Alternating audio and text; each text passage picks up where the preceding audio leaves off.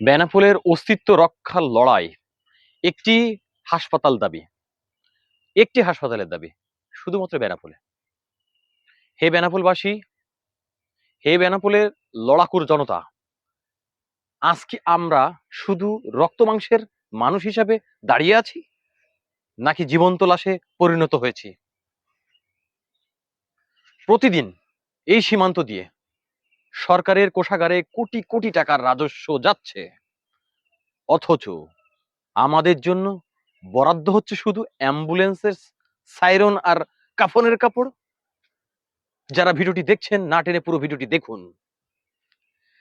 আগামী 19 এপ্রিল রবিবার আমাদের ধৈর্যের বাঁধ ভেঙে যাওয়ার দিন।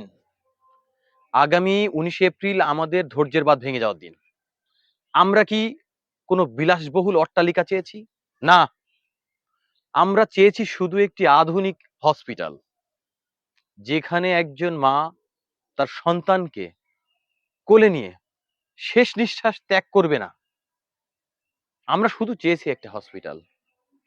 মনে রাখবেন, আজ যদি আপনি ঘরের দরজা বন্ধ করে বসে থাকেন, আজ যদি আপনারা ঘরের দরজা বন্ধ করে বসে থাকেন, তবে কাল আপনার সেই বন্ধ দরজার ওপারেই বিনা চিকিৎসায় আপনার স্বজন আর্তনাদ করবে, আপনার স্বজনদের কান্নার আর্তনাদ হবে।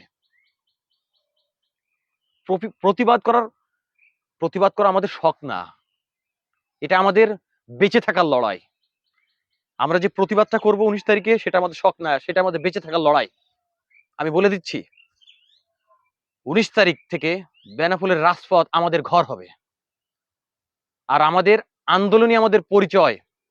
এই বেনাপোলবাসী দীর্ঘদিন ধরে একই দাবি করে আসছে, কিন্তু আজ পর্যন্ত বাংলাদেশ সরকারের উচ্চ পর্যায় থেকে কোন রকম ভালো সুযোগ সুবিধা আসেনি এই বেনাপোল পৌরসভাতে। আমরা রাষ্ট্রকে জানিয়ে দিতে চাই, আমাদের জীবনের দাম যদি নিশ্চিত করতে না পারেন, তবে এই সীমান্ত শহর শটডাউন করে দেয়া হবে, পুরো দেশ নড়ে যাবে। যারা আমার ভিডিওটি দেখছেন, বেনাপোলবাসী, আপনাদেরকে অনুরোধ করছি, আগামী 19 এপ্রিল থেকে বেনাপোলে শাটডাউন, সকল দোকান ব্যবসা প্রতিষ্ঠান যে সেক্টরে আছেন সব বন্ধ করে বেনাপোল বাজারে মেইন রাস্তায় অবস্থান করবেন। দাবি বাস্তবায়নে সুনির্দিষ্ট ঘোষণা আসে। যারা আমার ভিডিওটি দেখছেন, ভিডিওটি না টেনে পুরো ভিডিওটি দেখুন এবং বেশি বেশি শেয়ার করে দিন, বেনাপোলের বাসী যেন দেখতে পারে। আমাদের এই দাবি ঢাকা থেকে স্বাস্থ্য বিভাগ আর সরকারের উচ্চ পর্যায়ের চেয়ারগুলোকে কাঁপিয়ে দিতে বাধ্য করবে। আমরা শুধু রাস্তায় নামিনি, আমরা এটা প্রমাণ করব, আমরা শুধু রাস্তায় নামিনি, আমরা প্রয়োজনে অনশন করব এখানে, যতক্ষণ পর্যন্ত আমাদের দাবি না মেনে নেবে, যতক্ষণ পর্যন্ত না আমাদের এখন পর্যন্ত বিশেষায়িত হসপিটালের নিশ্চয়তা দিবে। এটা চলতে থাকবে। বেনাপোল স্থলবন্দর বন্ধ করে দিতে হবে আমাদেরকে।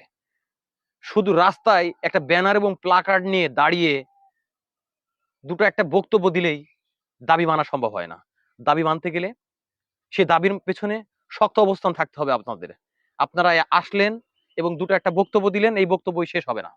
এটা একটা যুদ্ধ, এটা আমাদের অধিকারের যুদ্ধ। আমি মনে করি আমরা এই অধিকার নিয়ে ঘরে ফিরবো, নয়তো রাজপথে আমাদের শেষ ঠিকানা হবে। হে বেনাপোলবাসী, ঘরে বসে থাকার সময় শেষ, বেরিয়ে আসবেন, রাজপথ দখল করবেন, আর দেখে দিন এই বেনাপোলের জনগণের মানুষ যখন জেগে ওঠে, তখন সিংহাসন টলমটল করে, কেঁপে যায়। এই বেনাপোলের সাউন্ডে সারা বাংলাদেশ কেঁপে যায়। সকল মানুষকে অনেক অনেক আন্তরিকভাবে অনুরোধ করছি, আপনারা দয়া করে যারা ভিডিওটি দেখছেন বেনাপোল বাসিন্দা, তারা অবশ্যই এই 19 তারিখে হাজির হবেন।